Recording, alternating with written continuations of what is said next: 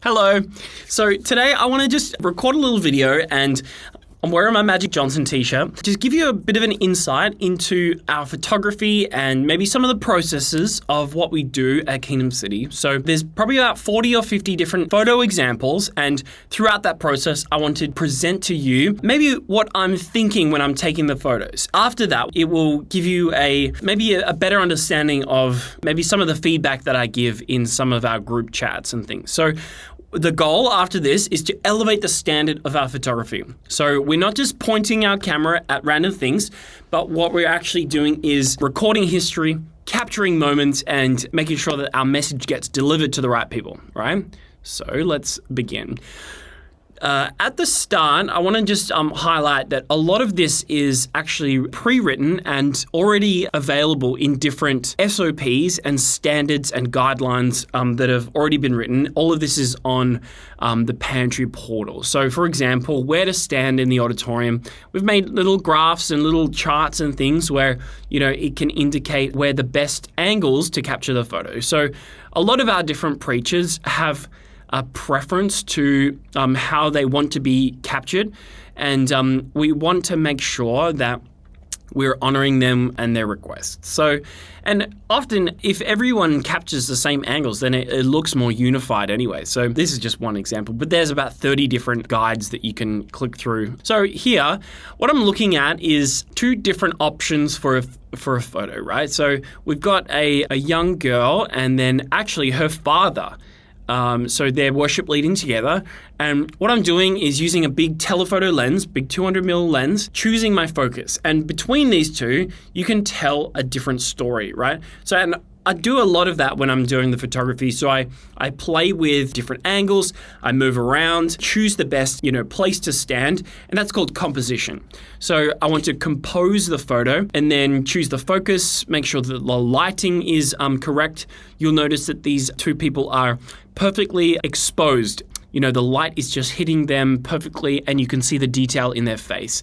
So I haven't just, pointed the camera and taken the photo, but I've made sure that it's exposed correctly and I'm standing in the right position. I'm focused and I know exactly where I want to be when I'm taking the photo, right? And then again, this is another option. I've zoomed out and taken a few steps back so that the angle of how they are all positioned around the stage, your eye is naturally drawn to the entire circle. So you're looking around the photo towards the subject that's in focus. Here's another example, exact same service, but what I've done is using a wide angle lens, come and stand at the back so you're seeing the full service with the worship leaders on stage in the back. Now, an important thing to note is that you don't need a fancy camera for this sort of thing. So at every combined event, we always want a big wide angle shot that shows the crowd.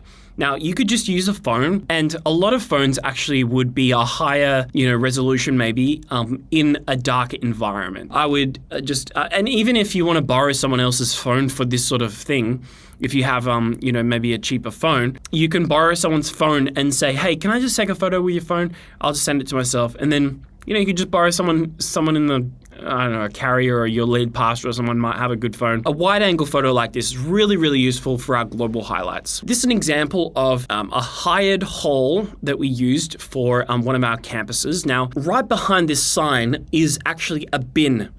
So a garbage bin is right in the front of the shot, right? In front of the venue.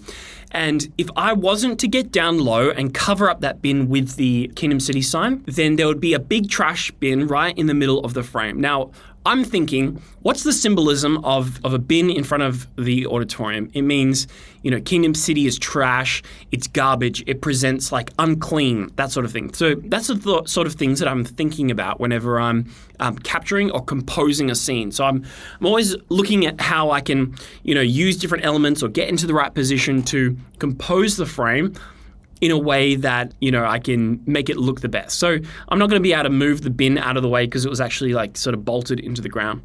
So I used the Kingdom City sign that was there, moved it, and then now you can see the leading lines. It's leading into the building. So Kingdom City welcomes you. you know? So again, this sort of like where I'm standing, I'm waiting for the right moment. I could stand there for 5 minutes as Pastor Mark is there on the door. I'm waiting for people to come in from the left, come in from the right. And then again, where we're handing out bags there, I can see that, I'm waiting for the usher here to hand out the bags. I'm waiting for the right moment. So I'm positioned waiting because I know the run sheet. I know how, the service runs. Again, this sort of scene, I'm looking at how the path is leading me towards Kingdom City, right? So this is just, I didn't need to go and take this photo, but I saw that the lighting was really nice that morning. I could see that the Kingdom City banners were right there. So I intentionally went for a walk all the way up the street, and then I actually used a really long lens for this shot so that I would be able to compress the background and pull it forward, right? You don't have to do this, but I thought that it was really nice, and we ended up using these in different promos and things. So another example of just doing the little extra step, you know what I mean? And that sort of thing you can use for like a cover photo for, the Facebook page or something, or a slide and be like, I don't know, you could do it, use so many different things. So this photo of a little girl getting prayed for by Pastor Jem. This wasn't a setup moment or anything. I was just I was waiting there. I knew that Pastor Jem was wrapping up the message, and then I waited, and then this girl responded. So it was like waiting for the right moment. It wasn't just like a accidentally take the photo. I was waiting because I knew that service was ending. I was ready to go. I knew that people would be responding, and then the little girl walks up, Pastor Jem would kneel down, you know what I mean? So I'm waiting for moments to happen. I can anticipate the run sheet, that sort of thing. So I'm in the zone, I'm focusing, I'm waiting for the right things to happen. I really love this photo because you're seeing a girl getting prayed for by Pastor Mark, and actually her husband and her daughter are singing on stage in the background. So you've got a whole family here. Now, there's also appropriate touch as well. There's appropriate distance, is socially distant. He's not captured from maybe over on the other side where, his face and her face are really close and it would look inappropriate. There's appropriate distance, and you can see that they're separated. Pastor Mark is protected in that sort of anyway, so I always love doing these sorts of photos as well, so it gives context to what they're responding to. So this could be like a salvation moment. This could be a response section at the start of a service or something. You can see Pastor Mark is preaching and people are responding. You know what I mean? So it's not just a random hand in the shot, but you're actually getting context to what people are responding to. And then again, zoomed in close. You got a little bit of a hint of a hand there. So you see the difference here? So I always want to make sure that the photo tells its own story rather than me having to explain it or put in multiple different photos to tell a whole story. You know what I mean? And then here, Pastor Mark and his sister responding, praying, worshiping together. Again, I just love, getting into the right angle or position and then shooting, able to tell a story between that. You know what I mean? I love it.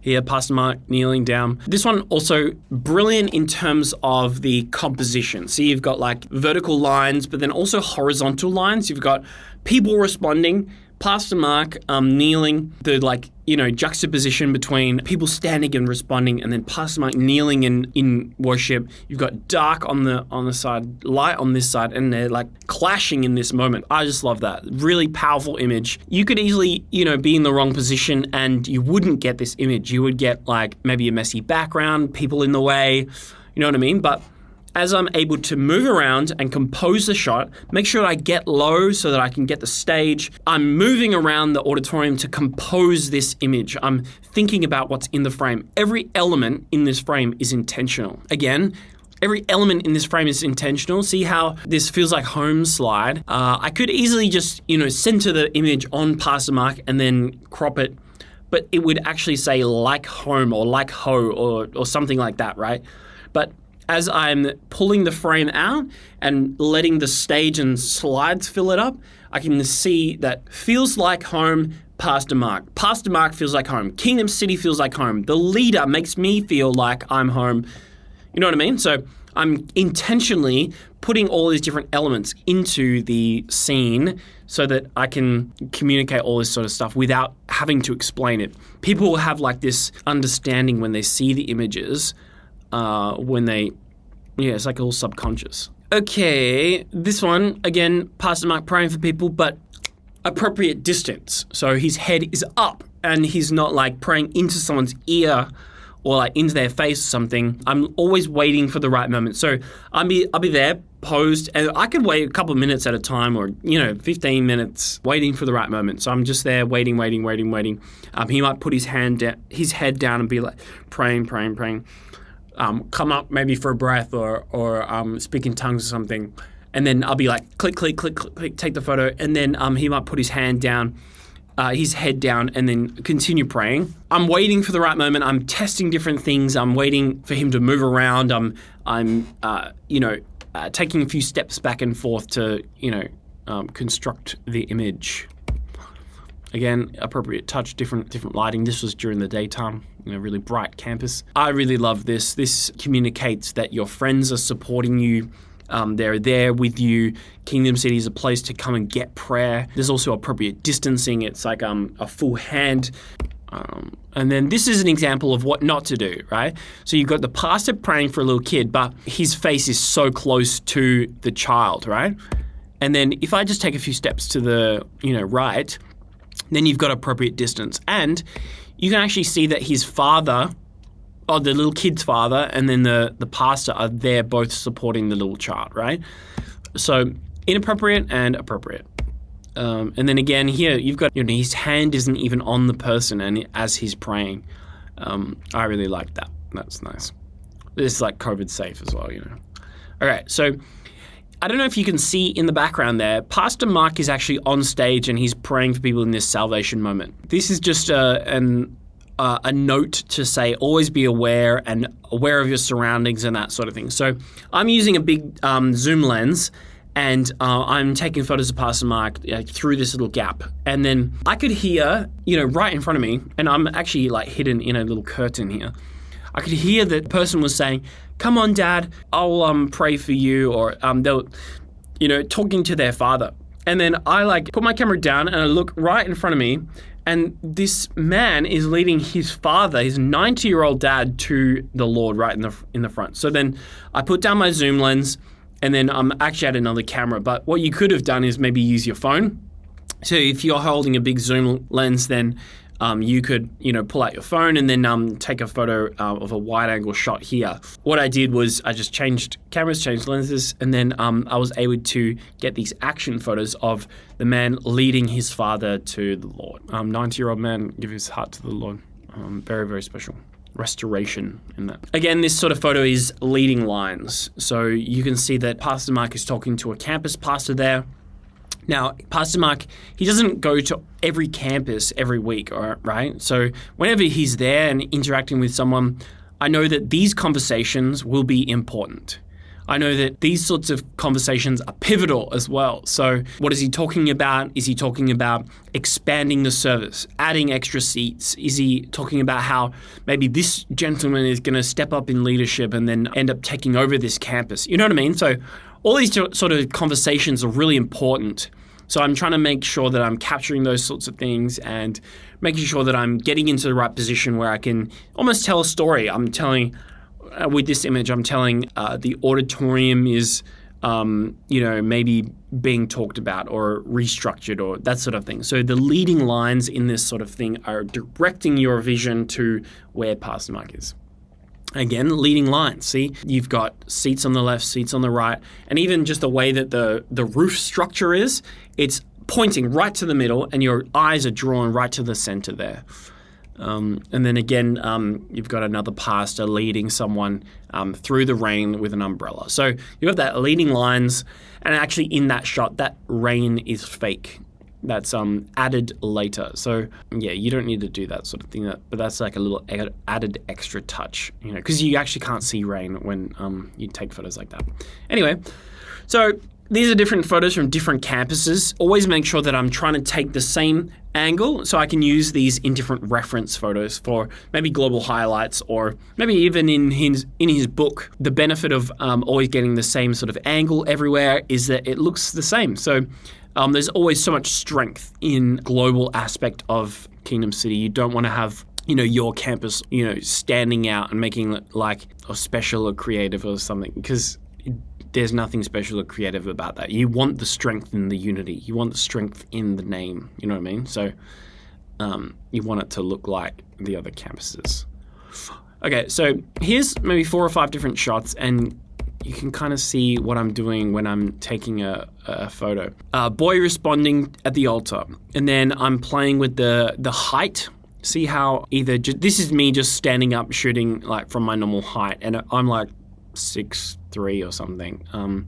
So I get quite of a top-down shot whenever I'm shooting. So this is me at the stage height, looking sort of like straight on, and then he moves, and then I think that this is really powerful. Like he's really humble and responding to God, right? Out of humility. That one's probably nicer. And then Pastor Jem comes over, but then she's like really, really close to his neck. So I'm like, I was waiting for the right moment where she steps back, So then this is one of our pastors praying. This one's good because you see the isolation. You can see that he's like appropriately a distance to other people, maybe another COVID safe thing.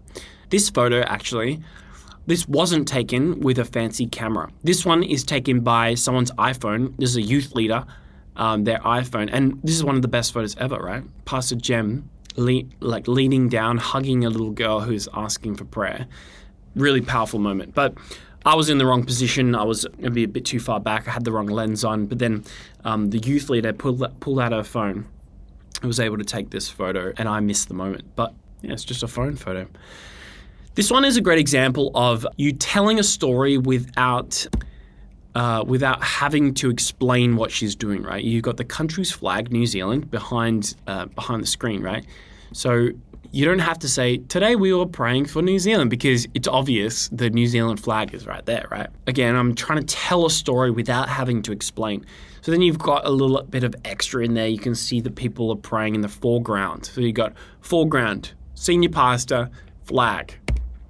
This photo is on silent mode on all of our Sony, and I think a lot of different models now, like Canon, Nikon, whatever, they have silent shooting mode. And I set the camera. I'm always trying to shoot forwards. I'm always trying to make sure that I'm like not distracting people. But whenever there's a really nice moment like this, a sea of green right there, and then people responding. This is a 35mm shot, and put on silent mode.